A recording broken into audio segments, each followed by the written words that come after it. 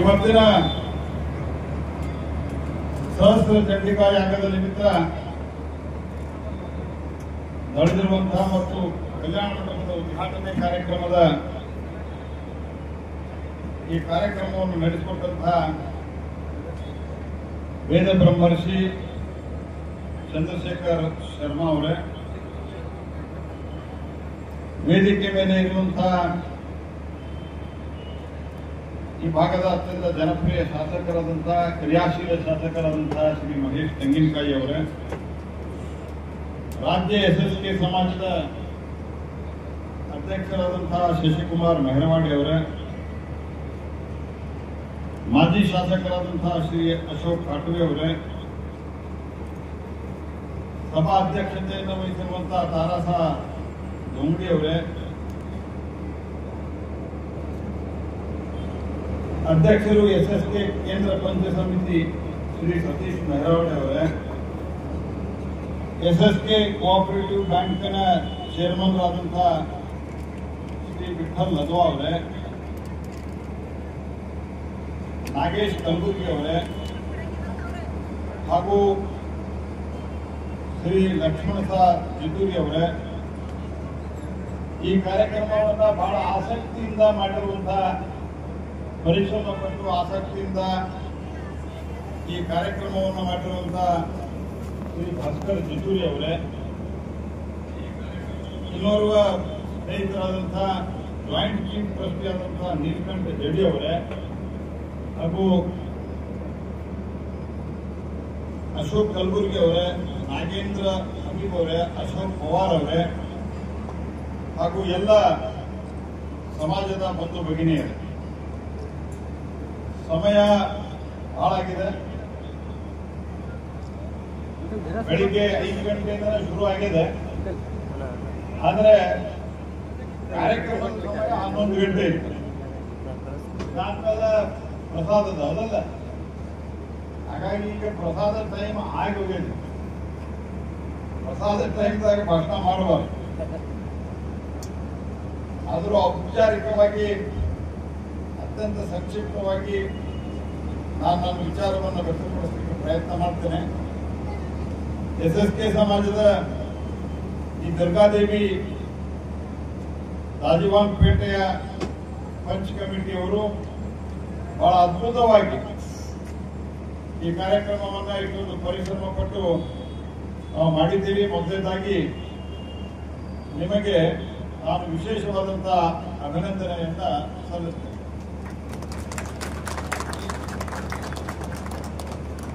ಇದರಲ್ಲಿ ವಿಶ್ವ ಕಲ್ಯಾಣಕ್ಕಾಗಿ, ಲೋಕ ಕಲ್ಯಾಣಕ್ಕಾಗಿ ಅನ್ನುವಂತಹ ಮಾತನ್ನು ಬರೆದಿದ್ದಾರೆ. ನಮ್ಮ ನಂಬಿಕೆ ಇದೆಯೇ? ನಾವು ಕರೆಯುವುದೇನು? ಅಜಂ ನಿಜ ಪರೋಗತಿ ಗುಣಾನಾಂ ಲಘುಚೇತನ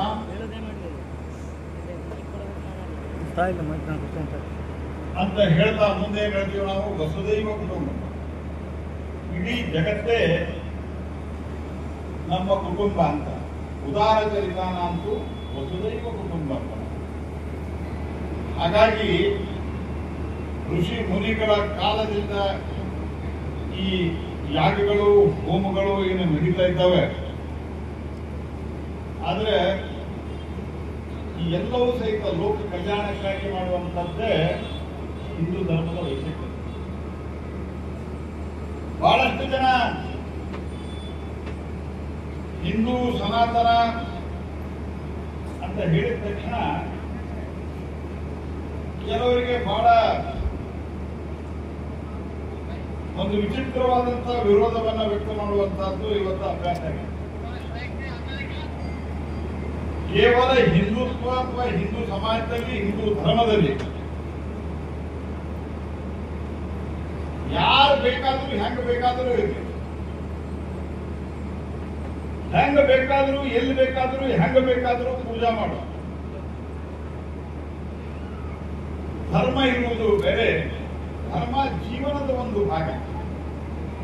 ಧರ್ಮೋ ಹರಯತಿ ಇತಿ ಧರ್ಮ ಅಂತ ಹೇಳಿದಂತಹ ಏಕೈಕ ಸಂಸ್ಕೃತಿ ಅದು ಭಾರತೀಯ ಸಂಸ್ಕೃತಿ.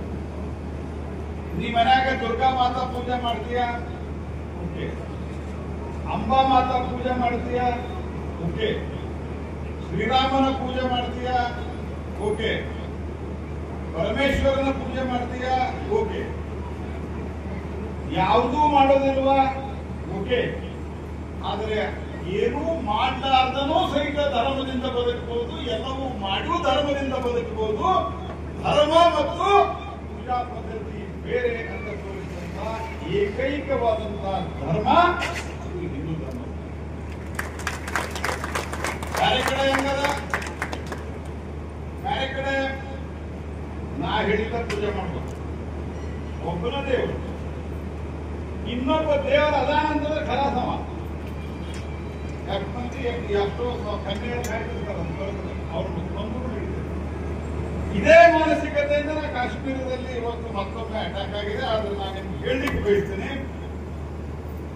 ಯಾರು ಈ ಕಾಶ್ಮೀರದಲ್ಲಿ ನಮ್ಮ ಮೇಲೆ ಈ ರೀತಿ ಅಟ್ಯಾಕ್ ಮಾಡಿದ್ದಾರೆ, ಯಾಕಂದ್ರೆ ಬಹಳ ಟೀಕೆಗಳು ಟಿಪ್ಪಣಿಗಳು ಮಾಡುವಂತವರಿಗೆ ಸರ್ಕಾರದಲ್ಲಿ ಇಲ್ಲದೆ ಇರುವಂತವ್ರು ಮಾಡುವುದು ಸಹಜ ಅದ. ಆದ್ರೆ 10 ವರ್ಷದೊಳಗೆ ಇಡೀ ದೇಶದಾಗ ನಮ್ಮ ಗಡಿ ಪ್ರದೇಶವನ್ನು ಬಿಟ್ಟರೆ ಎಲ್ಲಿಯೂ ಕೂಡ ಭಯೋತ್ಪಾದನೆ ಚಟುವಟಿಕೆ ನಡೆದಿಲ್ಲ. ಕಾಶ್ಮೀರದಲ್ಲಿ ಒಂದು ಪ್ರಮುಖವಾದಂತಹ 3-4 ಘಟನೆಗಳು ನಡೆದವ. ಯಾವಾಗ ನಡೆದಾಗ ಸೂಕ್ತ ಉತ್ತರವನ್ನು ಕೊಟ್ಟಿದ್ದೇವೆ. ಪಾಕಿಸ್ತಾನಿ ಪ್ರೇರಿತವಾದಂತಹ ಈ ಒಂದು ಭಯೋತ್ಪಾದನಾ ಚಟುವಟಿಕೆಗಳು ನಡೀತಾ ಇದ್ದಾವಲ್ಲ, ಇವುಗಳಿಗೆ ಇಡೀ ದೇಶದೊಳಗೆ ಮೊದಲ ಮುಂಬೈದಾಗ, ಪುಣೆದಾಗ, ವಾರಣಾಸಿ ಒಳಗ, ಅಹಮದಾಬಾದ್ ಒಳಗ, ಹುಬ್ಬಳ್ಳಿಯಾಗ, ಬೆಂಗಳೂರಾಗ, ಹೈದರಾಬಾದ್ದಾಗ ಇವೆಲ್ಲ ಬಿಟ್ಟು ಎಲ್ಲ ಬಂದಾಗ್ಯಾವ. ಬಾರ್ಡರ್ ಪ್ರದೇಶದಾಗ ಸ್ವಲ್ಪ ಸಮೀಪ ಇರುವುದರಿಂದ ಬಂದು ಅಲ್ಲಿಂದ ಬಂದು ಹೊಡೆದು ಹೋಗ್ತಾರೆ ಯಾವಾಗಲೂ ಬಂದು. ಆದ್ರೆ ಈ ಸದ್ಯ ಭಾರತ ಸರ್ಕಾರ ಸಂಕಲ್ಪ ಮಾಡಿದೆ, ಯಾರು ಈ ಟೆರರಿಸ್ಟ್ಗಳನ್ನ ಒಳಗಡೆ ಬಿಟ್ಟು ಈ ರೀತಿಯ ಹರಕತ್ತನ್ನ ಮಾಡ್ತಾ ಇದ್ದಾರೆ ಅವರು ನೆನಪಿಟ್ಟುಕೊಳ್ಳುವಂತಹ ಶಿಕ್ಷೆಯನ್ನ ಭಾರತ ಕೊಡಲಿದೆ ಅನ್ನುವಂತಹ ಮಾತನ್ನು ನಾವು ಈ ಸಂದರ್ಭದಲ್ಲಿ ಕಂಡುಕೊಳ್ಳಿ. ನಾವ್ಯಾರು ಬೇರೆದವರ ತಂಟೆಗೆ ಹೋಗೋದಿಲ್ಲ. ಆದ್ರೆ ಯಾರು ನಮ್ಮ ತಂಟೆಗೆ ಬರ್ತಾರೋ ಅವ್ರು ಬಿಡುವುದಿಲ್ಲ. ಈ ಸಹಸ್ರ ಚಂಡಿಕಾ ಅಂದ್ರೂ ಸಹಿತ ಈ ಒಂದು ಯಾಗವನ್ನೇನು ಮಾಡಿದ್ದೀವೋ ನಾವು ವೀರತ್ವವನ್ನು ಆಹ್ವಾನ ಮಾಡಲಿಕ್ಕೆ, ತ್ಯಾಗವನ್ನ ಆಹ್ವಾನ ಮಾಡಲಿಕ್ಕೆ ನಾವು ಚಂಡಿಕಾ ಯೋಗದಲ್ಲಿರ್ಬೋದು ಮತ್ತು ಚಂಡಿಕಾ ಯಾಗದಲ್ಲಿರ್ಬೋದು ಇದಂ ನಮಮ ಅಂತ ಹೇಳಿ ಯಾಗವನ್ನ ಮಾಡ್ತೇವೆ. ಇದು ನಂದಲ್ಲ ಅಂತ ಆ ತ್ಯಾಗ ವೀರ ಮನೋಭಾವದಿಂದ ಇವತ್ತು ನಮ್ಮ ದೇಶ ಮತ್ತೊಮ್ಮೆ ಛಾತ್ರ ತೇಜಸ್ಸಿನಿಂದ, ಯಾಕಂದ್ರೆ ಇಲ್ಲಿರುವಂತವರು ಸಮಾಜದವರು ಕ್ಷತ್ರಿಯರು ಹೋರಾಟವನ್ನ ಮಾಡ್ತಾ ಬಂದಂತವ್ರು. ಯಾವಾಗಲೂ ದೇಶವನ್ನ ಸಂರಕ್ಷಿಸೋದರಲ್ಲಿ ನಮ್ಮ ಕ್ಷತ್ರಿಯ ಸಮಾಜದ ಬಹುದೊಡ್ಡ ಕೊಡುಗೆ ಇದೆ. ಇವತ್ತಿಗೂ ಕೂಡ ಎಲ್ಲೇ ಕೂಡ ಹಿಂದೂ ಧರ್ಮದ ತೊಂದರೆ ಆಗ್ಯದ ಅಂತಂದ್ರೆ ಎಲ್ಲಾ ಕ್ಷತ್ರಿಯ ಸಮಾಜದವರು ನಮ್ಮ ಹುಬ್ಬಳ್ಳಿ ಧಾರವಾಡದಲ್ಲಿರುವಂತ ಸಹಸ್ರಾರ್ಜುನ ಕ್ಷತ್ರಿಯ ಸಮಾಜದವರು ಅತ್ಯಂತ ಹಿಂದುತ್ವದ ಪರವಾಗಿ, ರಾಮ ಮಂದಿರದ ಪರವಾಗಿ ಮತ್ತು ಅದರ ಜೊತೆಯಲ್ಲಿ ಯಾವುದೇ ರೀತಿಯ ಘಟನೆಗಳು ನಡೆದಾಗ ದೇಶಕ್ಕೆ ಬೆನ್ನೆಲುಬಾಗಿ ನಿಂತಹ ಒಂದು ದೊಡ್ಡ ಸಮಾಜ ನಿಂತು ಈ ಒಂದು ಕಾರ್ಯದಲ್ಲಿ ಸಹಿತ ಇವತ್ತು ನಾನು ಆರಂಭದಲ್ಲಿ ಹೇಳಿದಂತೆ ವಿಶ್ವ ಕಲ್ಯಾಣಕ್ಕಾಗಿ, ಲೋಕ ಕಲ್ಯಾಣಕ್ಕಾಗಿ ಸಹಸ್ರ ಚಂಡಿಕಾ ಯಾಗವನ್ನ ಮಾಡಿದ್ದೀರಿ. ಅದಕ್ಕೆ ಯಾರು ಸಹಿತ ಈಗ ಆರ್ಗನೈಸರ್ಸು ನನಗೆ ಚಲೋ ಆಗಲಿ, ನನ್ನ ಹೆಂಡತಿಗೆ ಚಲೋ ಆಗಲಿ, ನನ್ನ ಮಕ್ಕಳಿಗೆ ಚಲೋ ಆಗಲಿ ಅರ್ಥಕ್ಕೆ ಮಾಡಿಲ್ಲ. ಅದನ್ನು ಕೇಳಿಕೊಂಡ್ರೆ ತಪ್ಪಲ್ಲ, ಯಾಕಂದ್ರೆ ಕುಟುಂಬನೂ ಸಮಾಜದ ಒಂದು ಭಾಗ. ಆದ್ರೆ ಅದೆಲ್ಲವೂ ಮೀರಿ ಲಾರ್ಜರ್ ಇಂಟ್ರೆಸ್ಟ್ ಏನದಲ್ಲ, ಈ ಲಾರ್ಜರ್ ಇಂಟ್ರೆಸ್ಟ್ ದೊಡ್ಡ ಇಚ್ಛೆ ಏನಿದಲ್ಲ, ಇದು ಲೋಕ ಕಲ್ಯಾಣ ಇದೆ. ಇದಕ್ಕೆ ಅನೇಕರು ಸಹಕಾರವನ್ನು ಕೊಟ್ಟಿದ್ದಾರೆ. ಅವರೆಲ್ಲರಿಗೂ ನಾನು ವಿಶೇಷವಾದಂತಹ ಧನ್ಯವಾದವನ್ನು ಅರ್ಪಿಸ್ತಾ, ನಾವೆಲ್ಲರೂ ಸೇರಿ ಸಮಾಜವನ್ನ ಇದೇ ರೀತಿ ಒಗ್ಗಟ್ಟಾಗಿ ಎಲ್ಲ ಮುಖಂಡರು ಸಹಿತ ಒಟ್ಟಾಗಿ ಸೇರಿ ಸಮಾಜದ ಒಗ್ಗಟ್ಟಿನಲ್ಲಿ ಹೊಲ ಇಲ್ಲಿ ಯಾವುದೇ ಸಮಾಜ ಇರಲಿ, ದೇಶ ಇರಲಿ, ಒಟ್ಟಿಗೆ ಇದ್ದಾಗ ಏನೊಂದು ತಾಕತ್ ಇರ್ತದ. ಬ್ರಿಟಿಷರು ಒಂದು ಕಾಲದಲ್ಲಿ ಬಹಳಷ್ಟು ದೊಡ್ಡ ಪ್ರಮಾಣದಲ್ಲಿ ಹಿಂದೂಗಳಲ್ಲಿ ದೇಶಭಕ್ತರಲ್ಲಿ ಒಗ್ಗಟ್ಟಿತ್ತು. ಅದನ್ನು ಒಡೆದೇ ನಮ್ಮ ದೇಶವನ್ನು ಆಳಿತ್ತು. ಅದಕ್ಕೆ ನಾವು ದೇಶ ಸಮಾಜ ಎಲ್ಲರೂ ಒಂದಾಗಿ ಇವತ್ತು ಭಾರತವನ್ನ ಜಗತ್ತಿನ ಒಂದು ಅಭಿವೃದ್ಧಿ ಹೊಂದಿದ ರಾಷ್ಟ್ರವನ್ನಾಗಿ ಮಾಡಲಿಕ್ಕೆ ಸಂಕಲ್ಪವನ್ನು ಕೂಡ ಈ ಸಂದರ್ಭದಲ್ಲಿ ನಾವು ಮಾಡಬಹುದು. ಜಗತ್ತಿನ 5ನೇ ಅತಿ ದೊಡ್ಡ ಆರ್ಥಿಕ ಶಕ್ತಿಯಾಗಿ ಇವತ್ತು ಭಾರತ ಹೊರಹೊಮ್ಮಿದೆ. ಯಾಕ ಭಾರತದ ಮೇಲೆ ಇದೇನಾಗಿದೆ ಅಲ್ಲ, ದೀಪ ಆರ್ಬೇಕಾದ್ರೆ ಬಹಳ ಜೋರಾಗಿ ಒಂದ್ಸತಿ ಬೆಳಕು ಕೊಟ್ಟ ಆ ಸ್ಥಿತಿ ಇದೆ. ಭಾರತ ಎಲ್ಲ ದೃಷ್ಟಿಯಿಂದ ನಾವು ಜಗತ್ತಿನ 4ನೇ ಅತಿ ದೊಡ್ಡ ಮಿಲಿಟರಿ ಶಕ್ತಿ ಇವತ್ತು, 4th largest military power, 5th largest 5ನೇ ಅತಿ ದೊಡ್ಡ ಆರ್ಥಿಕ ಶಕ್ತಿ. ಹಾಗಾಗಿ ಯಾರನ್ನೇ ಎದುರಿಸುವಂತಹ ತಾಕತ್ತು ಇವತ್ತು ಭಾರತಕ್ಕಿದೆ. ಆದರೆ ಭಾರತೀಯರಾದಂಥವ್ರು ನಾವು 5ನೇ ಅತಿ ದೊಡ್ಡ ಆರ್ಥಿಕ ಶಕ್ತಿಯಿಂದ 3ನೇ ಅತಿ ದೊಡ್ಡ ಆರ್ಥಿಕ ಶಕ್ತಿ ಹೋಗ್ತಾ ಇದ್ದೀವಿ. ಕಾಶ್ಮೀರದಲ್ಲಿ 70% ಟೆರರಿಸ್ಟ್ ಆಕ್ಟಿವಿಟಿ ಕಮ್ಮಿ ಆಗಿದೆ. ನೀವು ಪ್ರಸ್ತಾಪ ಮಾಡಕ್ಕೆ ನಾ ಹೇಳ್ತಾ ಇದ್ದೀನಿ, 70%. ಮೊದಲು ಸೈನಿಕರಿಗೆ ಕಲ್ಲು ಹೊಡೆದು ಹೋಗ್ತಾ ಇದ್ರು. ಸೈನಿಕರ ಮೇಲೆ ಕಲ್ಲು ಹೊಡೆದ್ರೆ ಸೈನಿಕರು ಪಾಪ ಓಡಿ ಹೋಗ್ತಾ ಇದ್ರು, ಯಾಕಂದ್ರೆ ಅವರಿಗೆ ಅಧಿಕಾರ ಇರಲಿಲ್ಲ. ಕಳೆದ 6 ವರ್ಷದೊಳಗೆ ಒಂದೇ ಒಂದು ಕಲ್ಲು ಹೊಡೆಯುವ ಘಟನೆ ನಡೆದಿಲ್ಲ. ಕಲ್ಲು ಹೊಡೆದವ್ರನ್ನ ಎಲ್ಲಿ ಕಳಿಸುವ ವ್ಯವಸ್ಥೆ ಆಗಿದೆ. ಈ ರೀತಿ ಮೋಸ ಮಾಡಿ, ಯಾಕಂದ್ರೆ ಆ ಟೆರೇನಿಂಗ್ ಇದೆಲ್ಲ ಕೆಲವು ಕಡೆ ನಮಗೆ ಪೂರ್ತಿ ಪ್ರಮಾಣದಲ್ಲಿ ಬೇಲಿಯನ್ನು ಹಾಕ್ಲಿಕ್ಕೆ ಆಗೋದಿಲ್ಲ. ಆ ಟೆರೇನ್ನಲ್ಲಿ ಬಹಳಷ್ಟು ಹಾಕಿದೆವು. ಮೊದಲೇನೋ ಏನೂ ಇರಲಿಲ್ಲ. ಇವತ್ತು ಆಲ್ಮೋಸ್ಟ್ ಎಲ್ಲೆಲ್ಲಿ ಪಾಸಿಬಲ್ ಅಂದ್ರೆ ಕಾಶ್ಮೀರದ ಗಡಿಯಲ್ಲಿ ನಾವು ಸಂಪೂರ್ಣವಾಗಿ ಇವತ್ತು ಬೇಲಿಯನ್ನು ಹಾಕಿದ್ದೇವೆ. ಆದರೆ ವಿಶೇಷವಾಗಿ ಬಾಂಗ್ಲಾದೇಶದ 142 ಕಿಲೋಮೀಟರ್ದಲ್ಲಂತೂ ಹಾಕಲಿಕ್ಕೆ ಸಾಧ್ಯ ಇಲ್ಲ. ಅದೇ ರೀತಿ ಈ ಟೆರೇನ್ನಲ್ಲಿ ಕೆಲವು ಕಿಲೋಮೀಟರ್ದಲ್ಲಿ ನಮಗೆ ಹಾಕಲಿಕ್ಕೆ ಸಾಧ್ಯ ಇಲ್ಲ. ಅಲ್ಲಿ ಬಿಟ್ಟರೆ ಅತ್ಯಂತ ಕಟ್ಟುನಿಟ್ಟಿನ ಕ್ರಮವನ್ನು ತೆಗೆದುಕೊಂಡಿದ್ದೇವೆ. ಮತ್ತು ಯಾರು ಒಳ ನುಗ್ಲಿಕ್ಕೆ ಪ್ರಯತ್ನ ಮಾಡ್ತಾರೆ ಅವರಿಗೆ ಅಲ್ಲೇ ತಕ್ಕ ಶಾಸ್ತಿಯನ್ನು ಮಾಡುವಂತ ಒಂದು ಕೆಲಸವನ್ನು ನಾವು ಮಾಡಿದ್ದೇವೆ. ಇಡೀ ಜಗತ್ತು ಇವತ್ತು ಭಾರತದ ಜೊತೆಗಿದೆ. ಯಾಕಂದ್ರೆ ಭಾರತ ಇವತ್ತೊಂದು ತಾಕತ್ವಾನ್ ದೇಶವಾಗಿ ಹೊರಹೊಮ್ಮಿದೆ.